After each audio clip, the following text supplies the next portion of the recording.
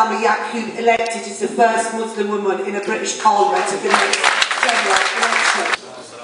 I just want to say how humbled and privileged I feel to be here this afternoon. Because this really is about you. And just coming into this hall today, seeing the genuine love, brotherhood, sisterhood, what you forged in those few weeks, and it is often through hardship and trial that you get that real deep bond. I witnessed that. And I already felt that tug and that regret and wish I had been able to go. And yes, I've got those 3 children. Alhamdulillah, I so wanted to be on that convoy, and I'm proud that my brother Farah was there, and my cousin Assam from Bradford, and we did what we could from here. But witnessing that reinforced to me why this convoy has been so important. I'll try to shout a bit more, but there's only so much I can shout. Because this convoy has meanings on lots of different levels. Yes, we feel strongly about what's happened to people in Gaza. And there are many, many people in this country who went on those marches, who protested, who felt that in their hearts. We gave money to charities so we could help them in that way. But there was that desire to do something even more. And yes, when George said, politically we're doing what we can, but let's get a convoy direct to Gaza, because the British government had shown us their response. First of all, silence. Then just support for Israel. Then they sent our navy, not to help the people of Gaza and Palestine, but to reinforce the crimes of the Israelis. So in the face of that, us sending a convoy sent a very clear message. One, that we have not forgotten the people of Gaza just because the BBC doesn't show the reality of what's going on. Secondly, that we will not be silenced by this political censorship, because they do try and tar anybody who talks about the Palestinian people as somehow extremists themselves. This is a reality that we're living with in this country. And thirdly, we're showing that our humanity will not be diminished or reduced in any way by the inhumanity of the Israelis and the complicit Western leadership.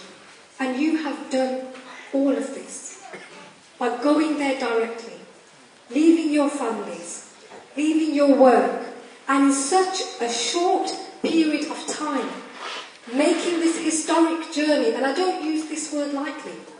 This has been the largest convoy since the Second World War. 100 vehicles just from England alone. Over 300 people from England alone, across 2 continents. And yes, they feared you. Not just the Israelis who feared you. It's not an accident that the mainstream media didn't want to show what was going on, because they feared the catalyst that you truly are to the consciousness, not just of what's happening in the Middle East, but in your journey, those countries where they try to shuttle you through quickly, because they feared what you were igniting in the people there. Because ordinary people share what you and I feel. They feel that injustice. They feel that encouragement and are heartened and strengthened for what you do, which is why the leadership want to hide this. And yes, Algeria, Tunisia, Morocco, we heard and saw on the internet and through Press TV the fantastic reception you got from the ordinary people there. And yes, people say it was hard. When my brother and the people here left, I said to them, this journey you're going on, it's not just about the test on the people of Gaza, it's a test for you. And you know, when we go on Hajj as Muslims, it's about this thing that we're going, this place of longing we're going to. But we're aware the journey itself is about strengthening our characters. So you know, the hardships and the trials and even the difficulties, this, I believe, very much was part of the blessings that you had. This is what made you stronger and better people. You cannot have a diamond without that common carbon having been crushed through heat and pressure. And that's why I see a room full of diamonds here. Don't regret even what those difficulties might have been.